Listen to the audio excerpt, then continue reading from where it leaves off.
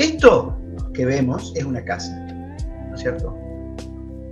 Y esto también es una casa. Están puestos en la misma escala estas dos fotografías, ¿no? ¿Qué define o de qué manera podemos ponderar y valorar qué es lo que... ¿Cuál es la que está bien de estas casas? Si lo ponderamos en términos de bueno o malo, ¿no? ¿Cuál casa es correcta? ¿Cuál casa es incorrecta? Hay distintos puntos de vista desde donde uno dimensiona las cosas, ¿no? Lo podemos empezar a ver desde distintos lados, ¿no? Por ejemplo, la municipalidad nos da una serie de dimensiones que dice, por ejemplo, que son mínimas, que dice, por ejemplo, una tipología de un dormitorio no puede ser menor a 40 metros cuadrados. Una tipología de 2 dormitorios no puede ser menor a 60 metros cuadrados. Una tipología de 3 dormitorios no puede ser menor a 80 metros cuadrados. O sea, que desde el punto de vista normativo, hay una dimensión que tiene que ver, o sea, hay una lógica, hay un parámetro que tiene que ver con lo mínimo. O sea, está regulado lo mínimo, pero no lo grande. Nadie te dice si vos querés tener un dormitorio de...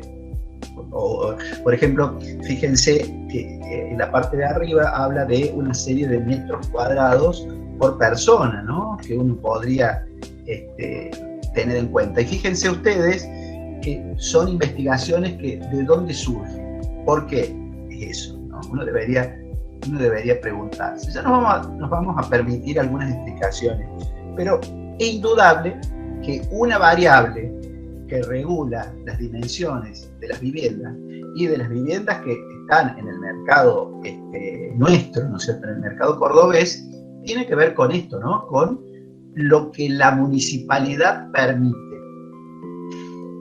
Y por lo general, si nosotros vamos a lo que se ofrece en el mercado, se acercan bastante a esto, ¿no?, al mínimo. ¿Por qué creen, chicos? A ver, alguien si quiere arriesgar. ¿Por qué? ¿O les pasaría un segundo? ¿Qué otra variable tiene que ver con esto de la dimensión? ¿Qué otra variable creen ustedes? ¿Cuál es? De la dimensión de una casa. Ponele... ¿La proporción? Sí. ¿Qué más? La comodidad. Las necesidades. Sí. ¿Qué otra? La cantidad de gente que la va a habitar. Los costos. Ahí los costos, diciendo. Claro, claro.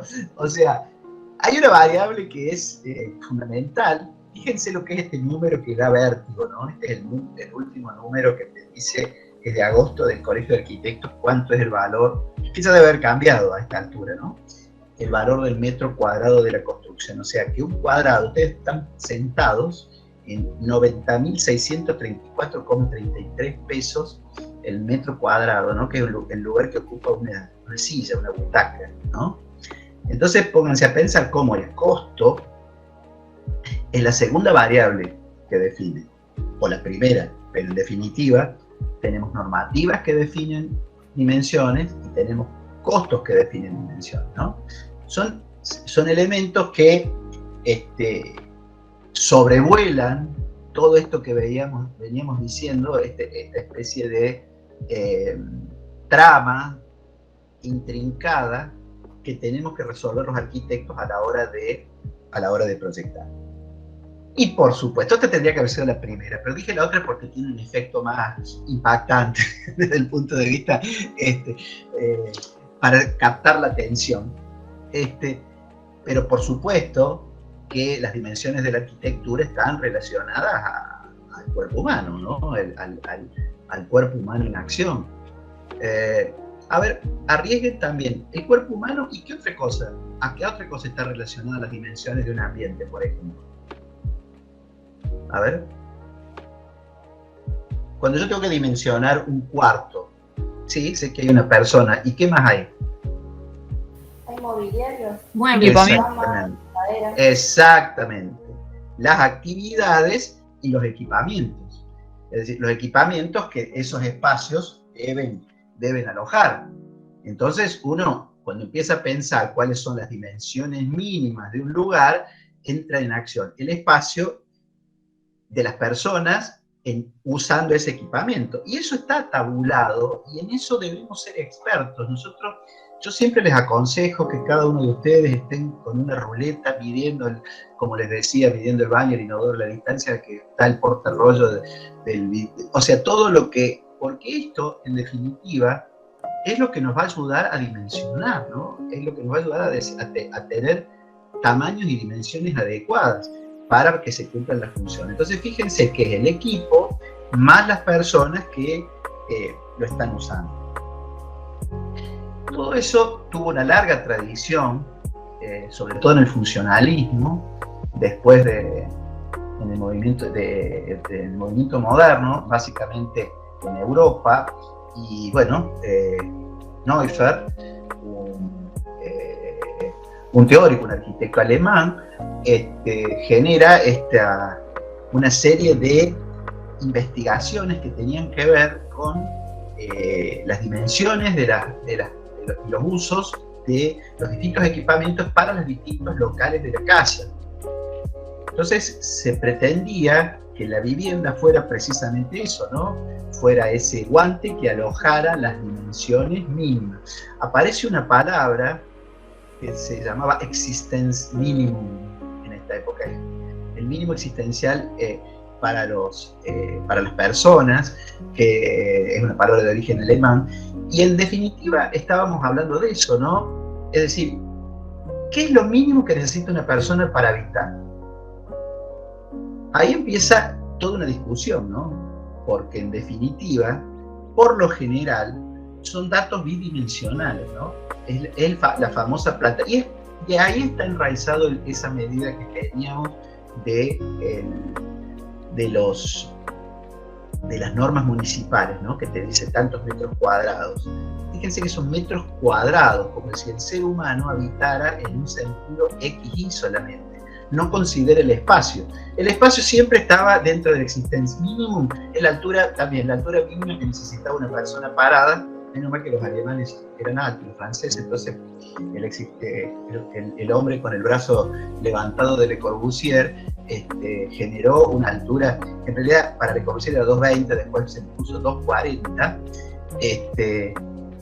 pero básicamente era una arquitectura XY, la llamada arquitectura funcional. Eso ha generado nuestras normativas, y nuestras normativas se rigen por eso, y esas dimensiones mínimas se trasladan al mercado por ese tema de los costos que habíamos hablado, ¿no?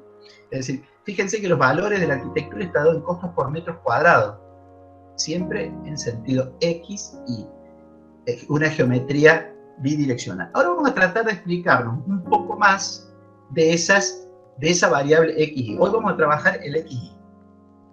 Se ubican lo que les estoy diciendo, ¿no? Medidas en planta, geometrías, mallas, grillas, nos asentamos. Fíjense que lo que mostró en la clase pasada Iñaki, básicamente era eso, es una visión geométrica en planta. Eso también, hubo libros que muy interesantes. Eso después, creo que lo tenemos en link, o los profes lo tienen, se lo pueden, el PDF de este libro. De todas maneras, si lo bajan en internet, está todo, donde aparece precisamente las dimensiones en planta mínimas para distintas funciones, ¿no? Fíjense, por ejemplo, acá hay una colección de lugares para estar, ¿no es cierto? Que van desde a situaciones más complejas, qué sé yo, un estar en un rincón, acá con un piano, un televisor, o sea, distintas dimensiones para salas de estar. Siempre estamos hablando, fíjense, en dimensiones X, Y. Hay otra variable, que es la que decíamos recién, que tenemos que tener en cuenta a la hora de la arquitectura, y fíjense que se asocia a las otras dos, que es tanto la variable, geométrica en planta dimensional mínima, pero también a la variable económica, que es las dimensiones de los materiales que nosotros, y cómo vienen en plaza, ¿no? Cómo esa geometría a medida que desde el tamaño de un ladrillo, cuántos cortes de ladrillos hacer, cuántos ladrillos desperdicias, hasta construcciones en seco, donde estoy necesitando dimensionar cada una de las partes, porque eso se relaciona con procesos constructivos, ¿no es cierto? Y oferta de mercado. Es decir, uno cuando va a construir, así como sabes que el ladrillo tiene determinadas dimensiones y si quiero desperdiciar la menor cantidad de ladrillos posible, voy a colocarlos, voy a dimensionar mi planta utilizando la modulación del ladrillo. Y acá quiero hacer una pequeña digresión al respecto, ¿no? El revoque ha hecho de que el muro pareciera que es una cuestión unitaria, ¿no? Sólida, digamos, homogénea, porque el revoque todo lo tapa, pero si nosotros pensamos que ese revoque está hecho de pequeñas unidades, cuando haces una casa de ladrillo visto, o alguno de ustedes, si cuando era chiquito hacía legos, o sea que con Lego podés hacer las paredes siempre en función de una determinada modulación, porque el Lego no se corta. Tenés bloques de una dimensión, bloques de media dimensión y más, pero necesariamente para poder construir con Lego te basas en una malla geométrica, ¿no? Esos plásticos que venían con los puntitos donde vos pones. Esa es una trama bidireccional, ¿no? Tenés justo una malla isotrópica. Entonces, y como el ladrillo común tenemos una tradición de picar, de romper, de sacar, de poner, eso ha pasado de que si se fuera perdiendo esa lógica que tiene que ver con la dimensión de la pieza, ¿no? La relación dimensional de la arquitectura o lo que pensamos como arquitectura en relación a lo constructivo. Por supuesto que cuando trabajamos en ladrillo visto, o por supuesto, por ejemplo, cuando vos trabajás en un conjunto de viviendas y trabajás en bloques, por ejemplo, de cemento o bloques cerámicos, donde el desperdicio, o sea, la cantidad de material que vos estás desperdiciando por cortarlo, por no haberlo modulado, es muy grande, eso te obliga naturalmente a pensar todo en términos geométricos dimensionales. Es fundamentalísimo eso, no podemos no pensarlo así. Por eso insisto, esta cosa como oculta que tiene el revoque, y diría que también el hormigón visto, ¿no? Los hormigones vistos, todas estas cosas que se hacen con mezcla, el adobe, en la época de el hormigón visto es como un adobe contemporáneo, pero no es tan así, porque también cuando trabajas con hormigón visto tenés que pensar en los encofrados que vas a poner, ¿no? Y qué tipo de encofrado vas a poner, si vas a poner encofrados metálicos, la repetición o no, los fenólicos son carísimos, los fenólicos para hormigón visto, las tablas, ¿no? Las tablas, o sea, siempre el orden geométrico está relacionado al proceso productivo y paralelo al proceso de ideación. Y fíjense, por ejemplo, en esta imagen, todas las piezas plantadas en sus distintas como envolventes verticales, horizontales y demás, y los distintos formatos, todo esto lo tenemos que dimensionar, porque todo esto tiene una forma de ser comercializado, vendido y producido. Por ejemplo, acá voy a mostrar esta residencia que nunca no la habíamos visto, pero me pareció interesante incorporarla. Es una residencia de Rubén Nishizawa, es uno de los dos Sanaa, que es un estudio, ¿no es cierto? Bueno, de nombres impronunciables, hay una mujer, no me acuerdo, ¿cómo se llama la mujer de Sanaa? Chichuchi, no sé cuánto. Y Rubén Nishi. Sejima. Kazuyo Sejima. Son tres estudios. Sí. Uno es él, otro claro. Es ella y otro es juntos. Claro, tenés razón, y otro es juntos, es verdad. Pero bueno, te podemos contar los romances ahí en ese estudio, yo tengo algunos chismes, pero no importa. En este caso, una pata del estudio, que el arquitecto Ryuhei Hishizawa, construye esta casa. Es muy interesante porque como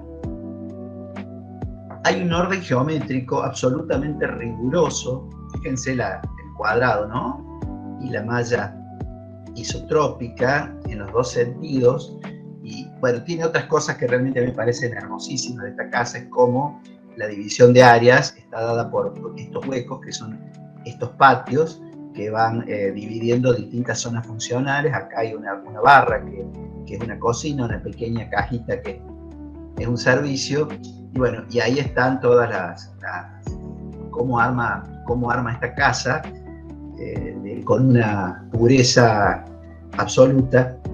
Y hay una cosa que es interesante, cómo esta casa es una consecuencia de la geometría, ¿no? Es decir, hay una reflexión acerca del orden geométrico, y fíjense ustedes que es casi como esta idea genética, ¿no? Del ADN, como de las partes al todo, de todas las partes. La idea del orden, la proporción, va definiendo no solamente, digamos, la geometría de la arquitectura, sino los procesos operativos que se hacen sobre esa geometría. En este caso, a esa malla se le producen como sustracciones, que son los patios, este patio, este otro patio y este pequeño escisión que tiene la planta, en este sentido. Pero es una operación geométrica, pero a su vez es una operación tecnológica, porque obviamente que cuando estamos pensando de arquitectura, no es que le sacamos con una trincheta un pedazo de un telgopor, sino estamos construyendo intencionadamente, pero esa intención de producir esa idea de sustracción está relacionado precisamente a un orden geométrico, a una regla de juego. El otro día hablábamos con Iñaki que de alguna manera la geometría es como el tablero, ¿no? Que nos permite generar operación.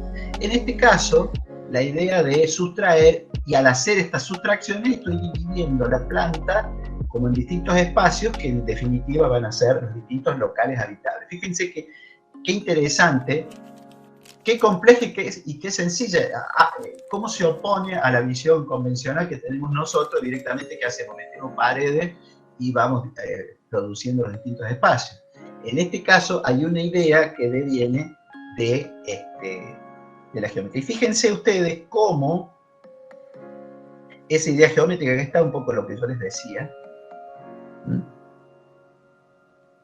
resuelve una casa de una complejidad y una sofisticación espacial absoluta, ¿no? Miren ustedes esto, muy en la tradición japonesa, por otra parte, ¿no? Los pilares que definen casi como una situación de bosque de columnas, ¿no es cierto? Y luego estas cajas de vidrio donde el verde genera la división en las distintas áreas, ¿no? Realmente es impactante cómo a partir de un recurso y de una planta absolutamente simple se arma este paisaje. Ya vamos a ver algunas otras imágenes. Aquí está un poco más desarrollada la idea, ¿no? Es decir, la grilla isotrópica, el proceso de sustracción que se produce en estas partes, la división en áreas. Fíjense, es una casa japonesa, mirá que genial el dormitorio que pone acá para dormir parado, pero bueno, básicamente hay una idea cultural también de eso. Hay un solo dormitorio principal que está separado con una caja de baño cerrada, casi la única situación cerrada que tiene la casa, toda una recepción. Esta es una sala ceremonial, por ahí en la memoria descriptiva dice que es donde están los tatamis. Bueno, eso tiene que ver con la tradición japonesa. Y acá hay una zona de cocina, que es una barra, comedor. Todo eso alojado en una unidad geométrico-constructiva, que luego, bueno, te van apareciendo otros elementos que son sus diagonales y demás, pero rigurosamente emplazados dentro de ese proceso de pensamiento, ¿no? Y es imposible entender la arquitectura en general y esta arquitectura en particular si no lo vamos pensando desde sus procedimientos, ¿no? Acá, por ejemplo, tenés como una sistematización. Todos los pilares son iguales. Todos los pilares, más o menos, reciben la misma carga, excepto, bueno, por supuesto, los pilares perimetrales.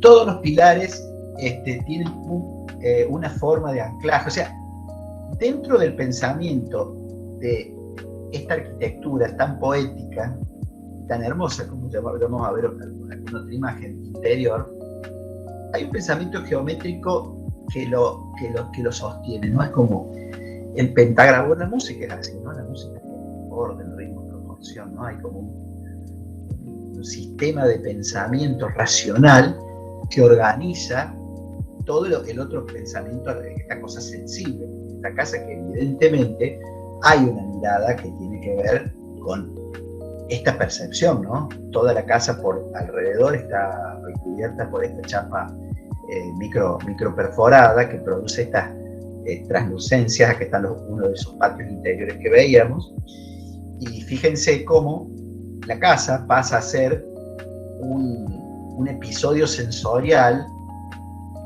dado precisamente por el uso de los materiales y las proporciones.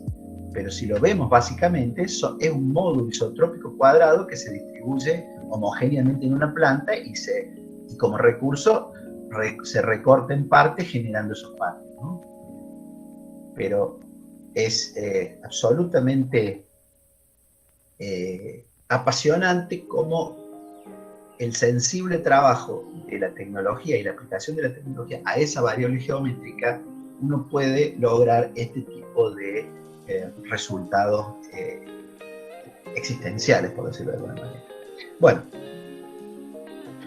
vamos de nuevo, sigamos con el tema de la malla. ¿Qué les quería decir?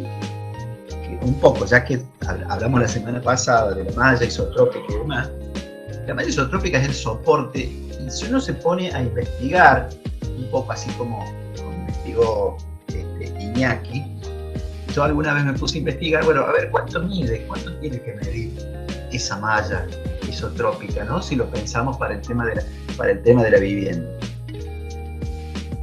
Hay un módulo inicial. Y yo voy a arriesgar una teoría que para mí ese módulo en la vivienda tiene entre 3 y 4 metros. ¿Por qué, arquitecto? ¿Por qué no es más grande? ¿Por qué no es más chico? Sí, por supuesto. No hay un límite para lo grande. Sí hay un límite para lo chico. Pero curiosamente, investigando, se dieron una serie de repeticiones. No les voy a mostrar todas las cosas que yo tengo trabajado durante todos estos años a partir de superponer estas mallas a la arquitectura que uno va, como a los ejemplos que va haciendo, pero hay como un estándar, ¿no? Hay como un estándar y ese módulo está por ahí. Fíjense, y me puse a pensar por qué, ¿no? En algún punto empecé a jugar un poco con las dimensiones esas que daban los libros de Neufeld o el libro no me acuerdo, bueno, del mexicano de Xavier Fonseca, y le superpuse la trama y veía que hay como una suerte de trabajo módulo y submódulos a partir de una trama básica, más o menos que va entre 3 y 4 metros, es decir, que 3x3, 4x4 es como el módulo básico que me ordena, por ejemplo, en este caso, una sala de estar. Si lo vemos, esto está sacado precisamente de ese libro y bueno, de alguna manera verifica la teoría de lo que estamos hablando, ¿no? Uno puede encontrar determinadas líneas de orden que tienen que ver precisamente con estas investigaciones que se han hecho en relación a lo que hablamos al principio, del uso de los espacios y el equipamiento que demandan los distintos usos, en este caso de la arquitectura doméstica de la vivienda. Fíjense, el primero eran los estares, luego acá están los comedores, ¿no? Un poco siguiendo la idea. En este caso, fíjense, agarré los baños, los dormitorios, ¿no? Miren, ahí, fíjense las dimensiones que les va poniendo Xavier Fonseca, y las puse también en esta trama dimensional, y empezaba a entender que había determinados patrones que iban repitiéndose, casi como un ADN, ¿no? Y después también, esa fue una forma de observarlo y entender. Me puse a investigar también la producción del gran Le Corbusier, que trabajó mucho sobre la idea de la modulación y la geometría aplicada a la arquitectura. Él, de hecho, escribió un libro que es casi la Biblia de la modernidad en términos del funcionalismo, que es el Modulor, donde toda la arquitectura estaba relacionada al ser humano en acción. De hecho, es así que está el hombre famoso de Le Corbusier, con todo el código dimensional complejísimo. Después no sé si hasta qué punto le daba bolas a él, pero de alguna manera incorporó dentro de los procesos teóricos de la configuración geométrica y dimensional de la arquitectura, en este caso de la vivienda, una serie de estándares que él mismo los aplica en su propia obra, ¿no? Esta yo creo que es una de las últimas obras de Le Corbusier, y él dice, de hecho él muere cerca de esta, muere ahogado en el mar, esto es en la costa francesa, Mediterráneo, y él dice, miren, tengo un castillo en la Costa Azul que tiene 3,66 metros por 3,66 metros. ¡Pling! ¡Voilà! Estábamos hablando entre 3 y 4 metros, no, esto lo dice Le Corbusier, no lo dice Tabar. Y él construye esta especie de pequeño refugio de fin de semana que de alguna manera refleja aquella cosa del existencialismo y todo lo que él había explorado en relación a las dimensiones en el módulo, ¿no? Es precisamente un objeto, digamos un cubo, donde él aloja contra las paredes todo el equipamiento y lo dimensiona para que sea una unidad funcional para una sola persona. ¿Qué es lo que él quería? Tener ese espacio para retirarse, relajarse al lado del mar, era una unidad funcional. Claro, la hizo Le Corbusier, ¿no? En este espacio de 360 por 360 uno podía incorporar toda la poesía, ¿no es cierto? Y no solamente esta cuestión abstracta de los números, de las dimensiones y de la visión bidimensional de la vida, sino también incorporar toda esta espacialidad y todo este lenguaje. Yo diría que a la manera de Nishikawa, de uno de los Saná, es cómo hacer poesía con la ortodoxia geométrica, ¿no? Con el orden geométrico. Y fíjense ustedes cómo cada uno de los materiales, las texturas, los colores, como el material como zona de apoyo, la ubicación estratégica de una ventana, cómo entra la luz, cómo se define. La imagen anterior era de la vivienda original. Esta es una reproducción que se hizo para Milán, para la Feria de Milán. Le falta, digamos, una de las paredes, que es la de este lado, el espacio cerrado es ¿no? Pero fíjense ustedes cómo, que son divinos estos lugares para sentarse, que son como cajones peruanos, para hacer música, los cielos rasos, los sistemas constructivos, como la modulación del sistema constructivo de estas placas de madera se evidencia, pero a su vez, toda esta honestidad de los materiales, los encastres de la madera, etcétera, etcétera. Bueno, hay un proceso geométrico aunado a una lógica constructiva y a una poesía espacial. Miren las tres cosas que me aparecieron: forma, función y tecnología, ¿no? Que son de alguna manera ese paraguas bajo el cual los arquitectos nos vemos sometidos o nos vemos protegidos desde la época de Vitruvio, el primer teórico de la arquitectura, que empezó a hablar de firmitas, utilitas y venustas, que tienen que ver con esto.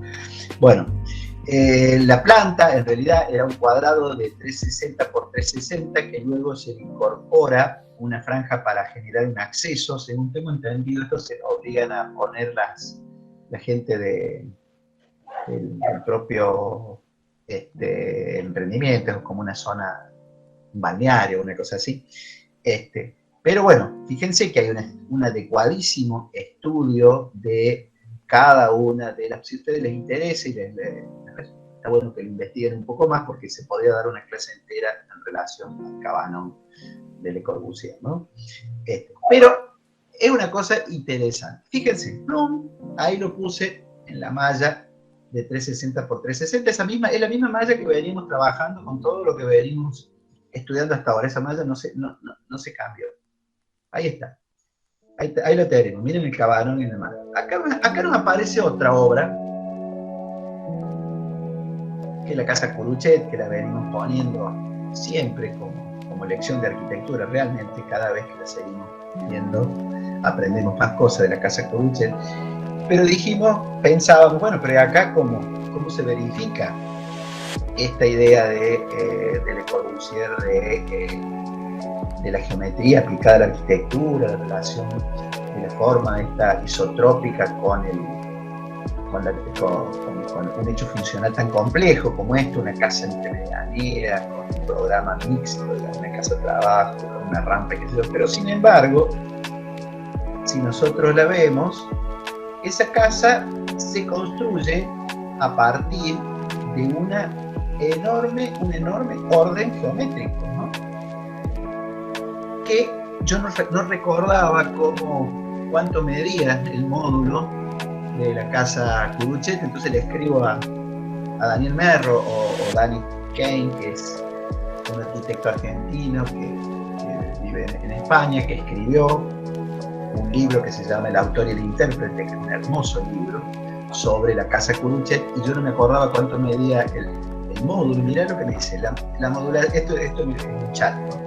Dice: la modulación que se construye en la zona regular es de 3,95 en el ancho y 3,97 en la profundidad. Le Corbusier había previsto 4 por 4,05 en la profundidad, que era, bueno, la traslación. Pero fíjense, voilà, 4 por 3 por 350, 360 por 360 el Cabanon, 4 por 4 esto.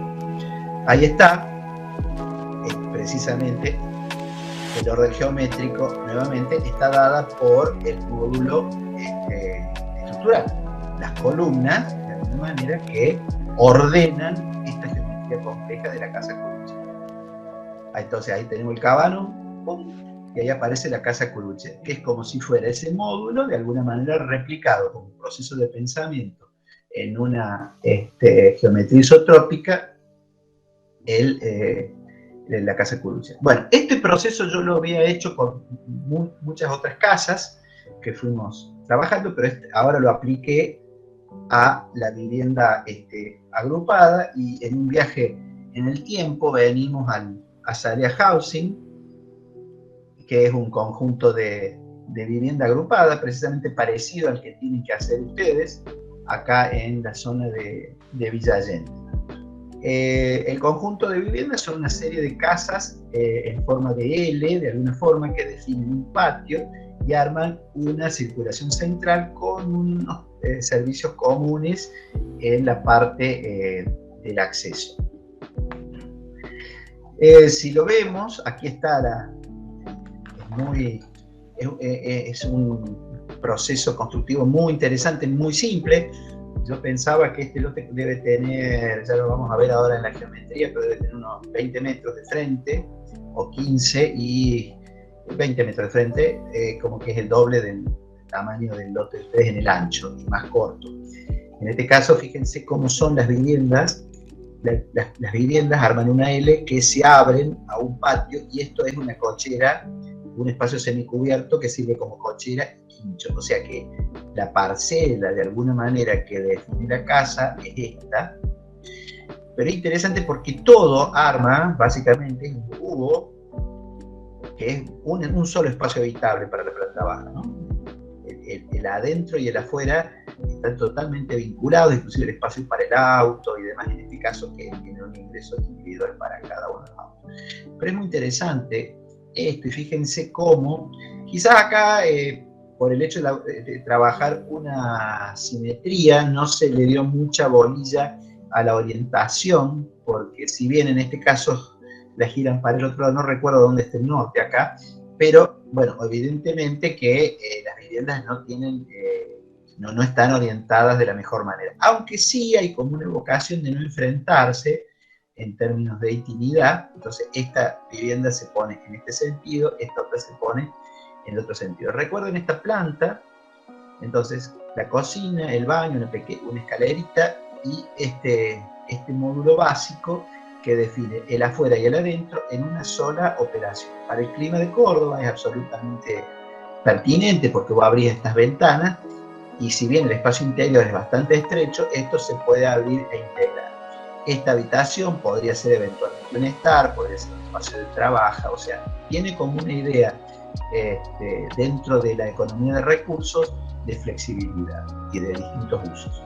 La planta alta es muy, bueno, típica arquitectura de venta, ¿no? De Córdoba, esto trabaja con las medidas mínimas, se sube por una escalera a un hall, ese hall tiene un dormitorio, 2 dormitorios y un baño en la parte superior. Todo eso siempre abriéndose a ese patio. Fíjense, recuerden esta figura, y ahora lo vemos, si le superponemos la malla geométrica, estamos viendo que hay como una superposición absoluta ese módulo del cual veníamos hablando. Es decir, ahí está modulado, está trabajado, en este lo trabajó para armar la base territorial de la geometría de las columnas, y luego acá está trabajado en función de los distintos espacios habitables. El resultado es este proyecto muy simple, está puesto en Villa Allende, hay una interesante colección de viviendas agrupadas en los últimos tiempos en esta zona de la ciudad, y acá está un poco lo que le veníamos hablando, ¿no? La vivienda es una pequeña L que se integra a este pequeño patio y al lugar de guardado de autos que funciona como un quincho. Y arriba los dormitorios, todo abriendo a eso. O sea que el criterio es tener este módulo, digamos, habitable, al cual todo confluye con la generación de estas luces. Siempre trabajándolo con estas ideas de lo mínimo, ¿no? que venimos diciendo que se desarrolla, que se relacionan también con la variable económica que decíamos anteriormente. Acá está el conjunto de viviendas como aparece de alguna manera en la ciudad, como un esquema muy ordenado, muy claro y muy sintético. Acá un poco lo que veníamos hablando, como la integración de las distintas áreas se va dando a través de estas relaciones entre el adentro y el afuera, donde esto es un afuera, pero es un adentro, o sea, todo está relacionado desde el punto de vista espacial. Este es otro ejemplo, esto es en México, este año no lo vimos, lo vimos en otros años, y si lo vemos nuevamente, acá está el orden, bueno, como ustedes vieron recién en la vista aérea, es una manzana triangular, donde tenía que haber una serie de viviendas, en ese caso con patios, las viviendas dan todas a la calle, y hay una serie de patios que no solamente permiten iluminar y ventilar los distintos locales, sino que le generan expansiones de distinto tamaño, de distinto calibre a todas las viviendas, a pesar de que todas dan hacia el exterior. De nuevo, la estrategia es precisamente trabajar sobre un módulo geométrico muy riguroso, que si uno lo ve proporcionalmente y lo ve dimensionado, está ahí, entre 3 y 4 metros para los distintos locales. Acá hay algunas de las tipologías, ahí le puse de nuevo la modulación, la organización y el orden, y eso define un partido de una complejidad volumétrica y espacial notable, ¿no? Que se integra de alguna manera con cierta rigurosidad, definiendo el borde de la manzana, ¿no? en la zona urbana del DF, de una manera muy, muy clara y precisa. Acá hay otro ejemplo, esto es en Río Negro. Profe, perdón, ¿cómo se llama la obra? ¿La anterior? Creo que Pachuca House, algo así, pero sí. Esto va a estar colgado, ya, si no lo puse el nombre. Pachuca. No, sí lo pusiste. Me parece que está. Ahí está. Pachuca 02. Ahí está. De todas maneras, esto ya los voy a colgar en reto si no tengan problema. Estos ejemplos los tienen. Bueno, este ejemplo, acá hay otro. Vamos a ir más rápido, pero fíjense la estrategia de los llenos y los vacíos a partir de, en este caso, son muy curiosos, son dos casas. Esta es una, esta es otra. La estrategia proyectual es intercalar los locales habitables con patios, con un ingreso a través de un espacio cochera, acá hay un patio de servicio, cocina, fíjense qué interesante, comedor, estar, que se transforma en una L, que abre hacia el patio, donde también ventila el dormitorio de los niños, un estudio y el dormitorio de los padres, con un pequeño patio privado, ¿no? Es una estrategia proyectual sumamente austera, bidimensionalmente muy clara, muy organizada, lo que hablábamos de la idea de partido, de la idea de partida el otro día. Y nuevamente, el orden rigurosamente geométrico, esto debe tener 15 metros de ancho, este lote da la posibilidad de armar esta trama de orden 350, 16 metros de ancho. Fíjense que ese orden geométrico que veíamos en planta regula y ordena la geometría de la tecnología, ¿no? Eso hace que todos los módulos sean iguales o proporcionales y vayan definiendo un sistema donde la parte es al todo como el todo a la parte, ¿no? Y como una genética en la configuración de la arquitectura. Miren, acá está ese espacio que veíamos, el patio con un chulengo, ese patio primero con el estar, por acá de este lado estará la cocina y allá estará el dormitorio de los chicos y allá se van por el pasillo a el dormitorio principal. Bueno, acá hay una serie de imágenes, son materiales muy económicos, un cielo raso de machimbre de pino teñido, y acá adelante hay un fenólico, no sé qué, en primer plano. ¿Cómo se llama esto de MDO? ¿Cómo sale la sigla de este material? OSB. MDF iba a decir. Bueno, esto novedades para no se aburren colegas, son nuevos ejemplos. Acá hay uno que me encantó, no sé si me encantó, pero lo vi tan familiar a la arquitectura, digamos, de los barrios, ¿no? Que digo, qué interesante, porque de alguna manera acá resuenan lo que eran los antiguos PH, ¿no? Que son estos que hay en el barrio Güemes, ¿no es cierto? Que es el famoso pasillo con estas viviendas que dan a ese pasillo. En este caso, es un lote que ustedes están mejor hoy porque tienen un lado franco hacia el norte, en cambio acá les daba, tiene un norte-sur, ¿no? La estrategia es abrirse hacia el este por el oeste, ¿no es cierto? Que es mucho más implacable que el este. Ahora lo van a ver. Si ustedes ven la estrategia de ellos, que está en un pequeño lote entre medianero, lo que tiene de curioso es que hay como una casa adelante, ¿no? Ellos ingresan por un pequeño pasillo y no sé si están apareciendo mensajes, yo no los veo porque estoy viendo la presentación. Si hay algo en el chat, avísenme porque yo no lo veo. Bueno, la idea, acá hay una casa adelante y se arma este pequeño PH al fondo. Es así, entonces está visto, la calle está acá hay una vivienda existente, entonces la estrategia es apoyarse sobre la medianera oeste, en este caso, y abrir el conjunto con sus patios a la medianera este. Y a su vez, ingresar, que el patio esté como delante, ¿no es cierto? Ingresa, entonces el pasillo, que es muy angosto, de alguna manera espacialmente se abre porque se integra al sistema de patio, ¿no? Ya vamos a ver un corte. Bueno, acá está visto desde el otro lado, ¿cierto? Este sería el pasillo de ingreso, acá estaría la casa existente, pasillo de ingreso, entonces uno va ingresando a las distintas viviendas donde se intercalan viviendas de planta baja con viviendas de dúplex. Es una vivienda en planta baja y un dúplex por encima.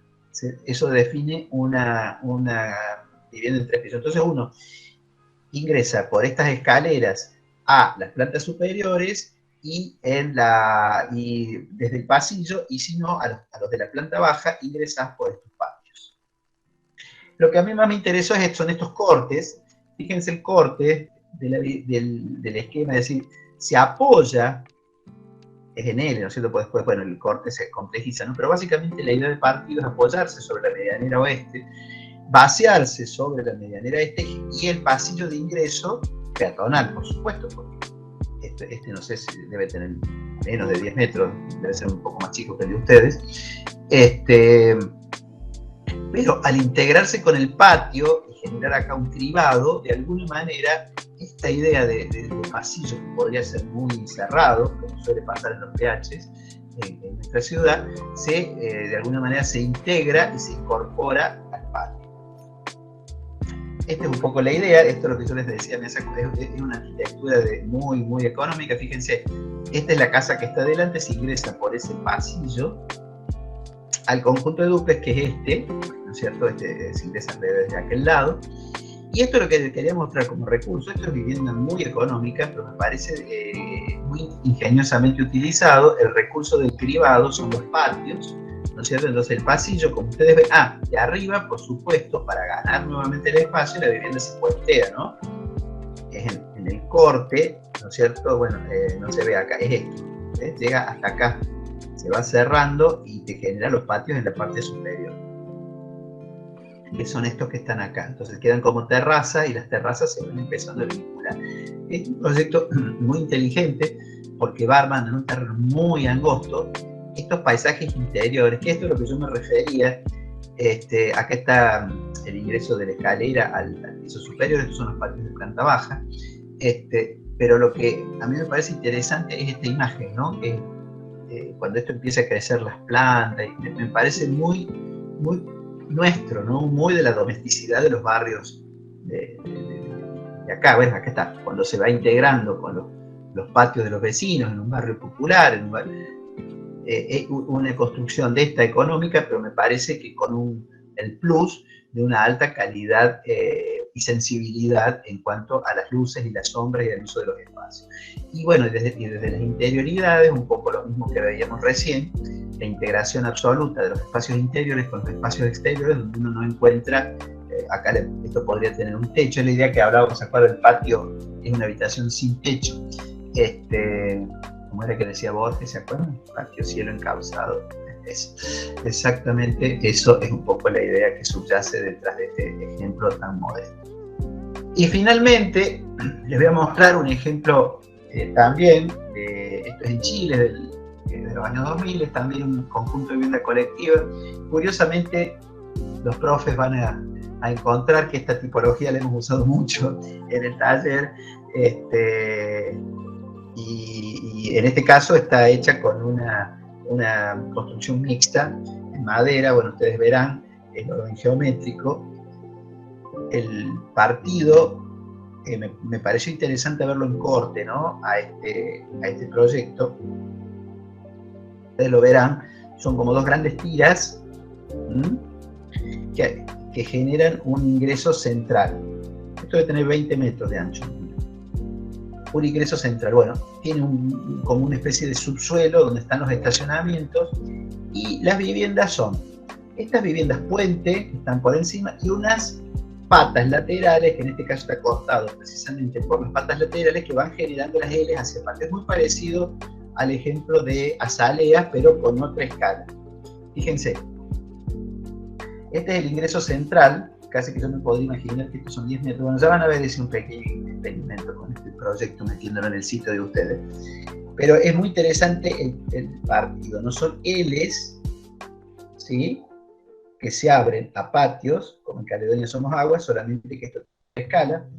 Hay una mochila ciega hacia el pasillo que tiene que ver con la cocina, y en este caso el toilet y la escalera. Hay un ingreso hall con una escalera y demás. Acá hay un comedor y estar, y acá como un estar íntimo, o eventualmente podría ser un escritorio, un lugar de trabajo. Todo eso abre totalmente hacia a ese patio. Eso va generando una serie en planta, una serie de Ls que va definiendo eso, ¿no? En la parte superior, sobre esas Ls que estarían acá abajo, se apoya esto que funciona como una tira que abre precisamente hacia esas Ls. Estas dos, la parte de arriba, para que ustedes la vean, todo eso está acá arriba y acá arriba. Fíjense que coincide con todos los núcleos de servicio, ¿no es cierto? Y a su vez abre también planta alta hacia el patio, que está la escalera que hablamos. Fíjense, baño, 3 baños en esta casa. Y estos 2 dormitorios abren hacia esta terraza, que sería el techo del estadio. Entonces, fíjense el orden, ¿no? Todos los sistemas de servicio aparecen en estos puntos. Acá hay como una suerte, tampoco se le dio mucha bolilla a la orientación, porque en las 2 orientaciones está resuelto de la misma forma. Pero fíjense que al colocar la circulación en este sentido y tirar los baños hacia adentro, se arma una envolvente transparente, o sea, translúcida de madera, todo en el borde, lo mismo que en el borde posterior. Hay como una voluntad de un lenguaje que esté armado por esa suerte de celosía que cierra ese punto y ese punto. Ahí están las cubiertas que definen el partido. Acá está, la geometría está resuelta en los distintos niveles. Fíjense que es muy simple, uno podría ver como que son Ls, en definitiva son volúmenes en este sentido en planta baja y un volumen en este sentido en planta alta.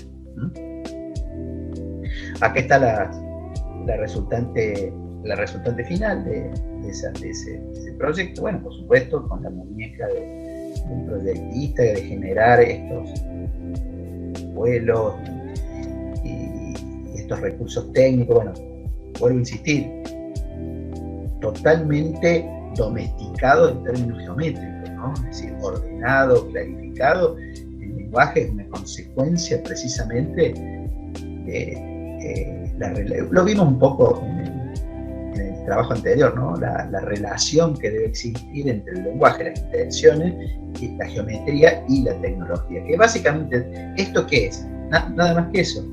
Es orden, geometría y tecnología. No hay ningún amaneramiento.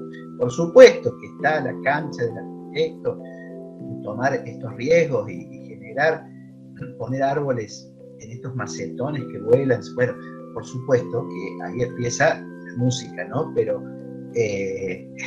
la música está en todo, ¿no? Empiezan los ritmos, las variaciones y la impronta, y bueno, lo que hace que los distintos proyectos tengan distintos modos de expresión, pero en todo subyace ese orden lógico y racional, que es un poco el objetivo de la charla de hoy, ¿no? Fíjense, en este caso, visto ya desde uno de los patios, orden, geometría, tecnología, y un lenguaje que deviene precisamente de ese control. Acá está el patio.